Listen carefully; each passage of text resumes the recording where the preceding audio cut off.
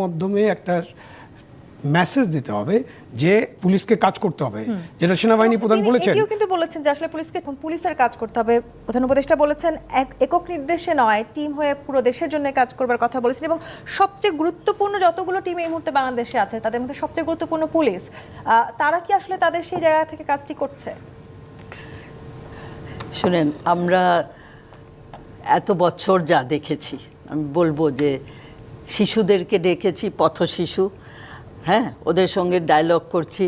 আচ্ছা বলো তো, তোমরা সবচেয়ে বেশি কার দ্বারা অত্যাচারিত হয়? সব বেশিরভাগ বলে পুলিশ।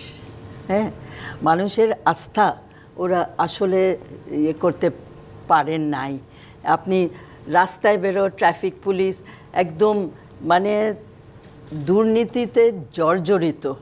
যে কোনো সময় একটা মোটরসাইকেল লোক সে বা বাস অন্য জায়গায় থামছে, পয়সা নিয়ে ওকে ছেড়ে দিবে, এটা তো আমাদের চোখের সামনে সারা তার জায়গা কিভাবে আসবে করে।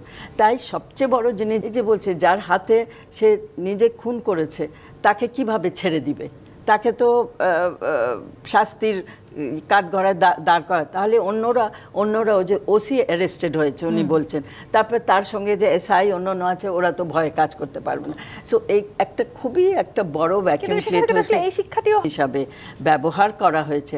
এটা এত তাড়াতাড়ি যাবে না। পরে আমি কিন্তু কোনো পক্ষ নিচ্ছি না, আমি বলছি ইমিডিয়েটলি এটা খুবই শক্ত হাতে পুলিশের মধ্যে ডিসিপ্লিন ফিরিয়ে আনতে হবে। এবং আপনার কি মনে হচ্ছে এই যে করতে হবে? তো আজকে আমাদের মাননীয় প্রধান উপদেষ্টা বলেছেন যে আসলে পুলিশ ফোর্স যদি ঠিক না হয় তাহলে এই দেশের উন্নতি, দেশের উন্নয়নে, দেশের শান্তি কিছুই আসবে না। আর উনি নারী নির্যাতনের বিষয়, শিশু নির্যাতনের বিষয় উনি খুবই জোর দিয়ে আজকে কিন্তু বলেছেন যে এগুলো আমাদেরকে আনতে হবে। এবং একটা জিনিস মনে রাখেন, দেশে যখন আইন শৃঙ্খলার অবনতি ঘটে সবচেয়ে আগে কিন্তু নারী শিশুরা কিন্তু ভুক্তভোগী হয়, সাফার করে। এই জিনিসটা, এটার সঙ্গে একটা লিঙ্ক আছে। কিন্তু আজকে যে ঘটনাগুলো ঘটছে এটার সঙ্গে কিন্তু আইন শৃঙ্খলার অবনতির কিন্তু একটা লিঙ্ক আছে। আবার অনেকে বললে পরবর্তী রাজনৈতিক সরকার তাদেরকে কি চোখে দেখবেন সেটি নিয়ে তাদের মনে এক ধরনের সন্দেহ আছে, এবং সে কারণেই তাদের মাঝে কাজ করা নিয়ে অনাগ্রহ। সেটি কি আসলে মূল কারণ?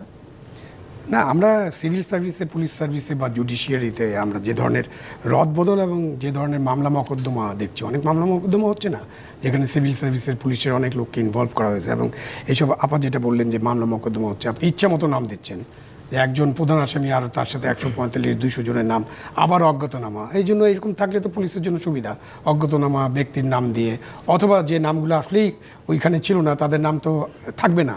তো সেগুলোর ব্যাপারে তো আমাদের আইন উপদেষ্টা বা আমাদের যাদের কাজ করার কথা সেখানে আমরা কোনো উন্নতি দেখিনি এখন পর্যন্ত।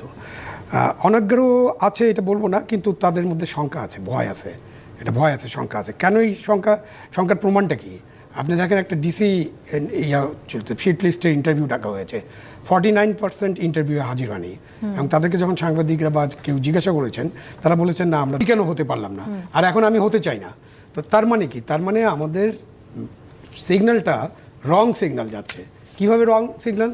আপনি হঠাৎ করে রিটার্নিং অফিসার যারাই ছিলেন তাদের সকলকে ওএসডি করছেন অথবা তাদের চাকরি থেকে বের করে দিয়েছেন।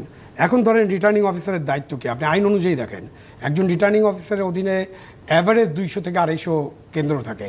কেন্দ্রের মূল দায়িত্ব হলো প্রিজাইডিং অফিসারের। কেন্দ্রে কীভাবে ভোট নেওয়া হবে, কেন্দ্রে কীভাবে ভোট গ্রহণ করবে, কীভাবে ভোট গণনা করা হবে, কীভাবে ব্যালট বাক্স ঠিক করা হবে, কীভাবে কেন্দ্রের শৃঙ্খলা রক্ষা করা হবে, এবং কেন্দ্রে ভোট বাতিল করার ক্ষমতা ওই প্রিজাইডিং অফিসারের। সেখানে রিটার্নিং অফিসারের কিন্তু কিছু করার থাকে না। তো আপনি তখন রিটার্নিং অফিসার মানে ডিসি যা রিটার্নিং অফিসার হয়েছে, এবং আপনি রিটার্নিং অফিসার যে কাউকে করতে পারেন, ডিসিকে করার দরকার নেই। সেই কারণে এখন দেখেন কেউ ডিসি হতে চায় না, তো এই জন্য কেউ এসপি হতে চাবে না। তো এখন ডিসি, এসপি এরা যদি কেউ দায়িত্ব নিতে না চায় তাহলে কিন্তু এটা রাষ্ট্রের জন্য ভালো খবর না, এটা রাষ্ট্রের জন্য একটা কঠিন খবর যে সরকারি কর্মকর্তা বা গণকর্মচারী যারা আছেন তারা দায়িত্ব পালনে শঙ্কার মধ্যে আছেন, ভয়ের মধ্যে আছেন। সেখান থেকে শঙ্কা এবং ভয়টা দূর করতে হবে।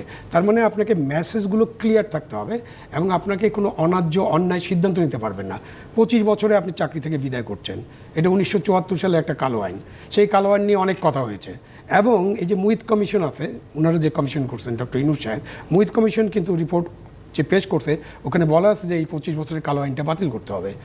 কমিশন একটা রিপোর্ট দিল এবং আপনি 25 বছরের কালো আইনটা ব্যবহার করলেন। তো এটা মিক্স হয়ে গেল না, যে আপনি যে কমিশন তৈরি করলেন, যে কমিশন একটা রিপোর্ট দিল। সাংঘর্ষিক তাদের অবস্থান নিয়ে একটি গুরুত্বপূর্ণ জায়গা আছে এবং প্রধান উপদেষ্টা আজকে বলেছেন নারীদেরকে আমাদেরকে সুরক্ষা দিতেই হবে, অবহেলার কারণে সমাজে এটা দ্রুত বিস্তার লাভ করছে।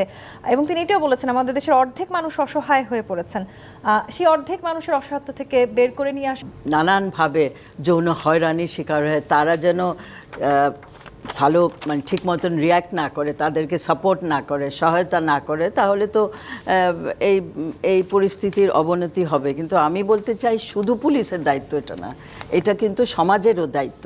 সমাজ তাদেরকে আজকে এমনভাবে হেনস্থ করে যে কে কি কাপড় পরে বের হলো, কোথায় গেল, আজকে ধর্ষণের কারণ তারাই নাকি, এরকম একটা ভাব। তাদেরকে জায়গায় জায়গায় তারা যেন এই যে ক্রীড়ায় প্রতিযোগিতা না করে তাদের চলাফেরা বন্ধ করে, তারা হিজাব পরলো নাকি, এই সমস্ত নিয়ে কথা বলে। তো আমি আমাদের প্রধান উপদেষ্টা উনি যে বলেছেন যে নারীদের উপরে এই খবরদারি, এই যে কে কি কাপড় পরলো, কোথায় গেল, তো আমার কথা হলো শুধু এটা বললে হবে না, এটা আইন করে বন্ধ করতে হবে যে নারীর অবমাননা ঘরে এবং বাইরে মিডিয়াতে বলা হয়, তাদের অশ্লীল কথা বলা হয়। এই নারীরা যারা দেখেন প্রোটেস্ট করেছে রেপ, সেদিন আমরা পত্রিকায় পড়েছি তাদেরকে থ্রেট দেওয়া হচ্ছে ধ্বংসের। সো এগুলো কি সরকারকে তো দেখতে হবে এবং আইন করে বন্ধ করতে হবে। এবং সেই আইন কঠোরভাবে প্রয়োগ করার তাই আমি বলছি পুলিশ হবে। ফয়েজ আহমদ, অন্তর্বর্তী সরকার আসলে পুলিশ কিংবা আইন শৃঙ্খলা বাহিনীকে কোনো রং সিগন্যাল দিচ্ছে কিনা সেই প্রশ্নটাও করতে চাই। আবার যদি ডক্টর মোহাম্মদ ইউনূসের কথা অনুযায়ী আগামী ডিসেম্বরে নির্বাচন হয়, তাহলে হাতে আর 8 মাস আছে। এই 8 মাস পুলিশের যে নিষ্ক্রিয়তা নিয়ে আপনি কথা বলছেন, মানে আইডিয়ালি তো আমরা আসলে অনেক কথা বলি, কিন্তু প্র্যাকটিক্যালি যদি আমরা দেখি, আমাদের এখানকার একটা ট্রেডিশন হচ্ছে যখন একটা নির্বাচন ঘনিয়ে আসে তখন সে সময় আমাদের প্রশাসনের লোকেরা কাজ করতে অভ্যস্ত না, তারা একটু দেখে কি হয়। তো এই সরকার গঠনের পর থেকে যদি আপনি সেই জায়গা থেকে চিন্তা করেন, এই সরকারটা এমন একটা সরকার যে অল্প সময়ের জন্য এরা নির্বাচিত একটা দলের কাছে, নির্বাচিত জনপ্রতিনিধির কাছে ক্ষমতা দিয়ে তারা চলে যাবে। সুতরাং এই সময় একটা এই ডিলেমাটাও কাজ করে ওখানে। আরেকটা হচ্ছে যে আপা যেটা বলছিলেন যে নারীর প্রতি সহিংসতা, ধর্ষণ এবং অন্যান্য ফর্মে যে সমস্ত নির্যাতনের ঘটনা ঘটে সে বিষয়ে কঠোর আইনের বিষয়ে বলছেন।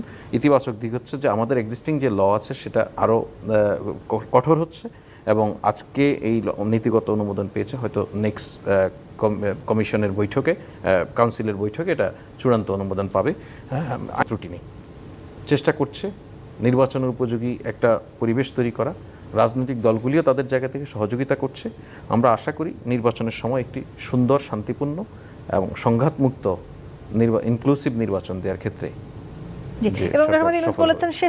আজকে প্রধান উপদেষ্টা কিন্তু পুলিশকে এক ধরনের নির্দেশনা দিয়েছে পুরো এই নির্বাচনের সময় পুলিশের ভূমিকা নিয়ে।